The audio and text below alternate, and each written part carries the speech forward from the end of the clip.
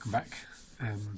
So I've pretty much completely omitted filming anything for the last week or two of just trying to get things wrapped up in this van. But good news is it's insured.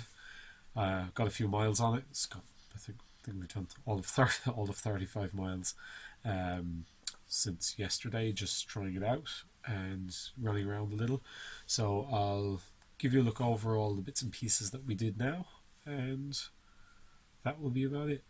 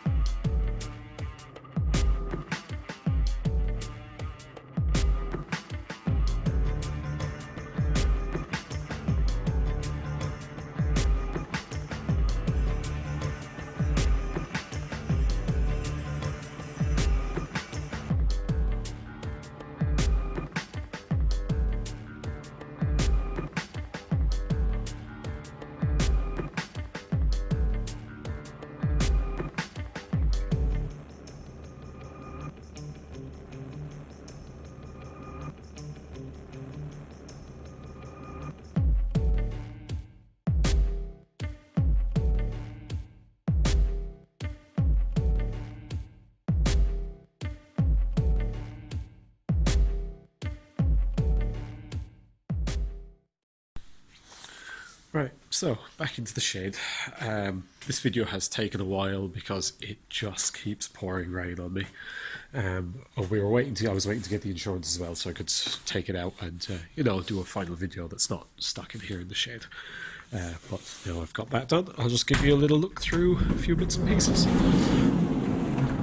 Now, so got our seats covered. That's all functioning now and everything. Floor coverings I do not have yet. There's just nowhere open to get them, and they're not quite that urgent, so I think that's just going to get a lino of some sort. Units, gave them all a coat of just kind of a quick drying varnish. Doors are nothing fancy, they're just ply with a trim, but they're neat and tidy for now. Same down there. Let's get a better latch for that one.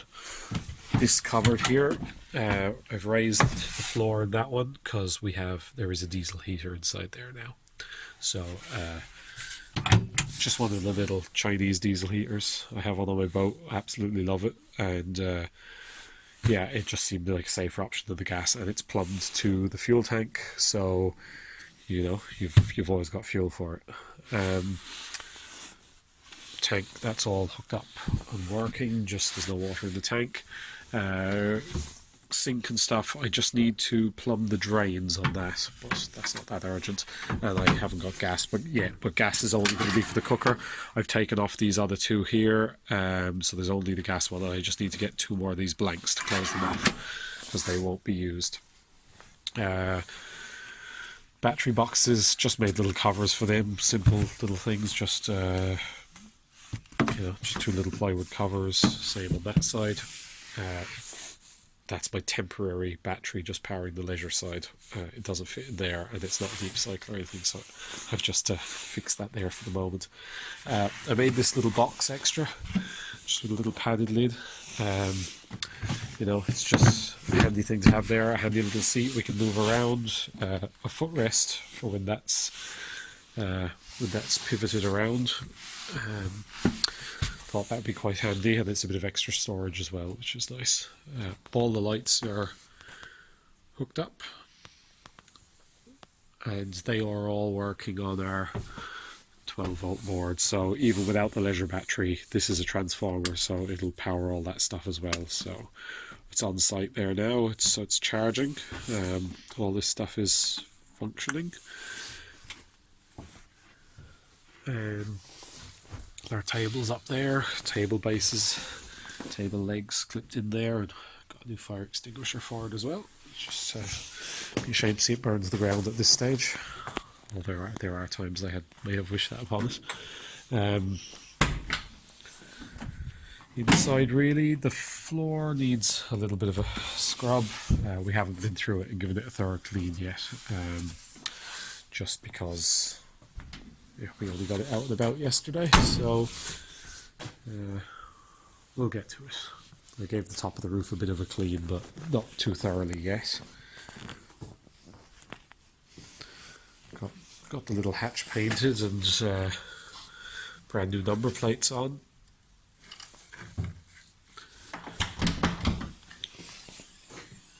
And I made up a new unit for these drawers, so that's the original cushion. We didn't recover that yet. Just made up a complete new box for there, so that those drawers could go back in. It's necessary to level the bed. So, and the back of that seat was actually just an old piece of OSB board, and it was in pretty bad shape, but we just recovered it anyway, and then I said I'd put a piece of thin ply along the back to reinforce it, and just give it a coat of varnish as well, so that's the bed all working as well.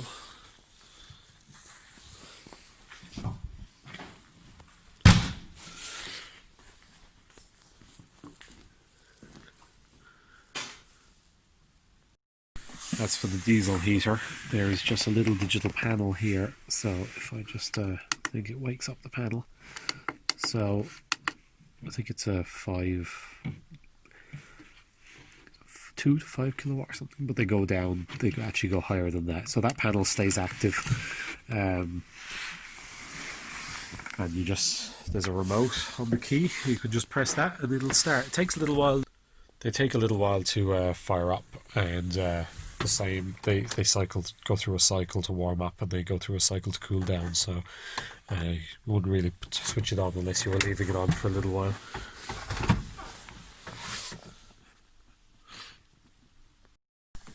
Now, other than that, as for driving the van, gear changes backwards, which is actually okay. It's really actually okay.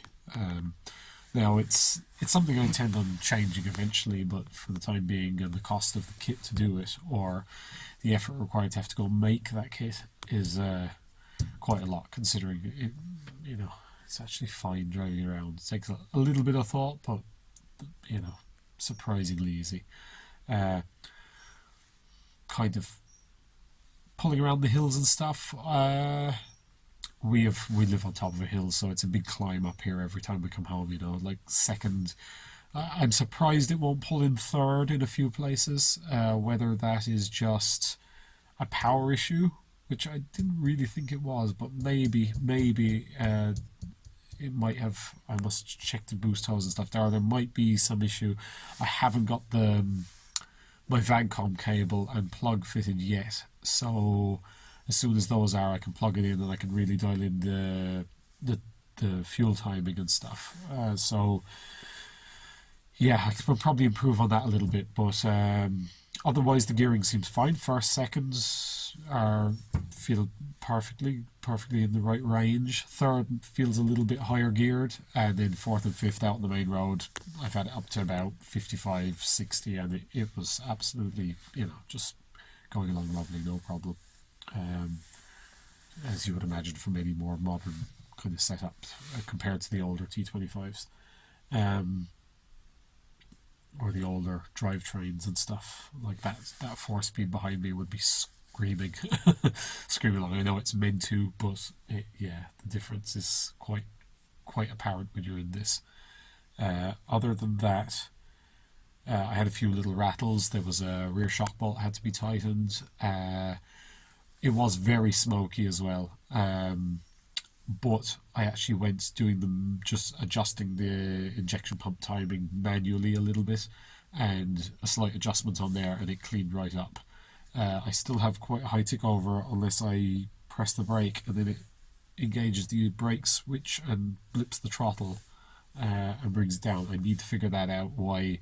I can always bring it back down to a normal tick over, but it's strange that I have to mess with the brake pedal to do it. So there's something to be figured out there, but we'll work on that.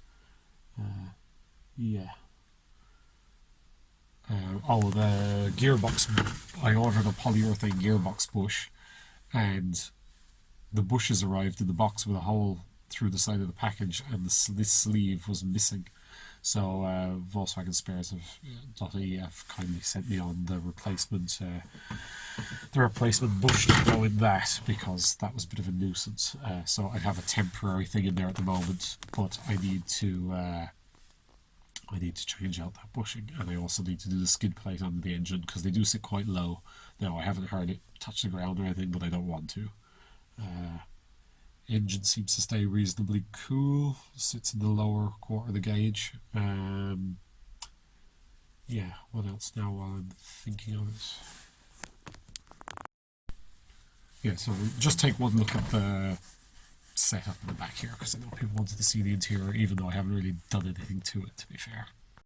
So the setup in this van, this is actually a grille, which needs cleaning out. That's just for your dials, for your gas. That's just like a cutlery drawer with the instructions to the power unit in it. We've got our cooker, which with splashback, which clips up there. That rattles while you're driving, so it's got a cloth on top of it.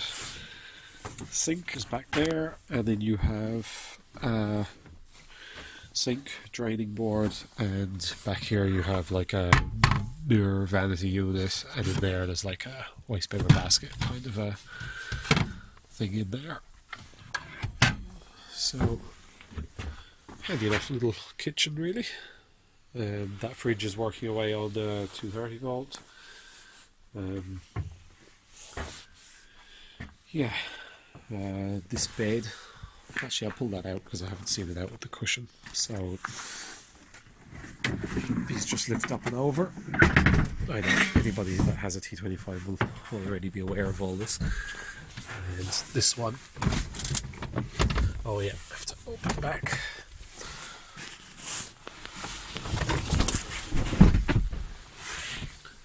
Yeah, so there you have your bed, although that cushion looks high now. So that's all that.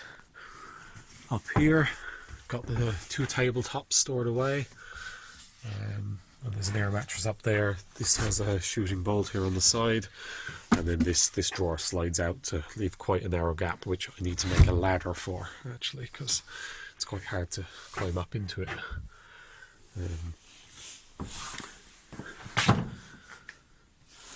So yeah, that is pretty much the interior.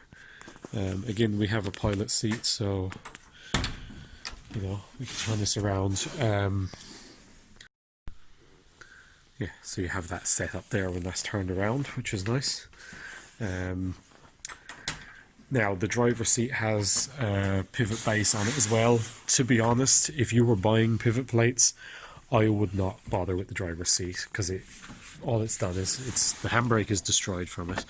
It breaks this off, and it had also broken off the casing for the seatbelt. So, and you can only turn it halfway around anyway. Now this van has a table base here as well, but I personally wouldn't bother with that one if you were buying them. Now it has it, so probably get used a bit, but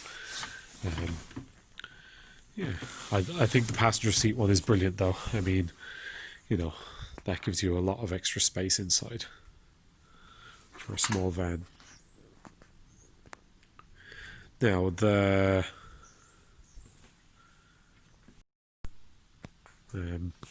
now we don't have curtains yet. We have all the old ones, but they're not going back in, so there's new ones to be made very shortly. They're quite necessary when we use this, seeing as it's got glass all the way around on this fan. Yeah, right, leave it at that. Yeah, I suppose I should take you for a spin.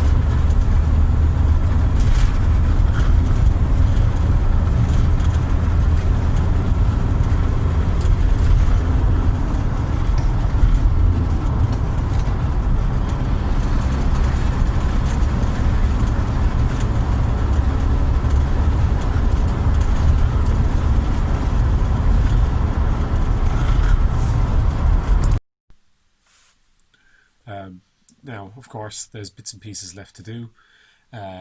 Really, at the moment, we've spent all we want to spend at this time of year. So it'll do for. Oh, I mean, we can't go anywhere in a lockdown, so it'll do for what we need it to at the moment, and we'll be doing bits and pieces like that. I need to get 2 proper leisure batteries, or at least 1 proper leisure battery for now, a new engine battery. We need to get all the tracking and alignment done, bits and pieces like that, floor coverings, etc. And then, yeah, at least now we can use it, give it, shake it down, find any problems, etc. we have. So yeah, at least now we can be, whittling our way through any problems it has and putting a few miles on it and, yeah, enjoying it a little bit now that the bulk of the work is done. So thank you all very much for following the whole series. It was longer than I wanted it to be, of course, but yeah, at least we're there. We have a finished item, and yeah, on to the next thing. There's several other things here waiting for me, so I'll carry on with those. So I will do another little video. There's a few bits and pieces I'll just go through that might be helpful to someone else. I'll do those at some other stage, and also I'll do another one a bit later on when we've driven it around a bit, just a bit of an update on it, and when it's got a bit of use, see what other problems arise. But other than that, this finishes this out, and yeah, thank you all very much for following the series. Like I said, it was longer than I had wanted it to be, but that's the way it goes. So thank you. I hope you stick with me and follow some of the other projects we've got, and yeah, thank you very much, and I will see you next time. Cheers.